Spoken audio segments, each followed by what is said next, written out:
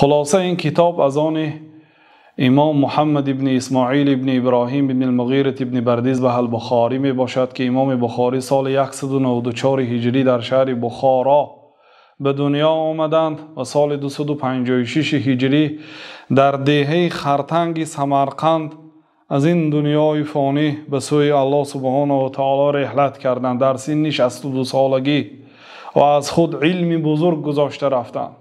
واقعا اگر یک کتابی که امام بخاری تالیف کرده اند اگر صحیح بخاری باشد، امیدوار هستیم که الله سبحانه و تعالی امام را رحمت و مغفرت کرده باشد، چون این قبولی که الله سبحانه و تعالی به این کتاب و به این امام داد ان شاء الله دلالت به قبول الله سبحانه و تعالی میکند.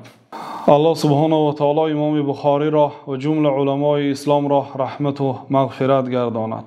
و درباره امام بخاری امروز وسیع صحبت نمی کنیم، چون کمتر در مقدمه شرح سال 2010 درباره بخاری رحمت الله علیه سخن کردگی هستیم و این چونین یک جمعه درباره امام بخاری یک صحبت جمعه داشتیم. ان شاء الله روزهای نزدیک نشر می شود و اگر آن کمبودی هایی که در آن صحبت نگفتیم، آن سخن ها و آن تاریخ هایی که نگفتیم در درس ها و در مناسبات ان شاء الله درباره امام بخاری ذکر میکنه. واقعا فضل انسان با علمش است. رأس الفضائل العلم، خیلی که شیخ الاسلام رحمت الله علیه گفتن سردار فضیلت این علم است. وقتی که به این علم امام بخاری که مهنت یک عمره امام بخاری از اول علم گرفتند، بعد جمع کردند، بعد اینکه 600,000 حدیث جمع کردند، از بین 600,000 حدیث 16 سال برای صحیح بخاری مهنت کردند.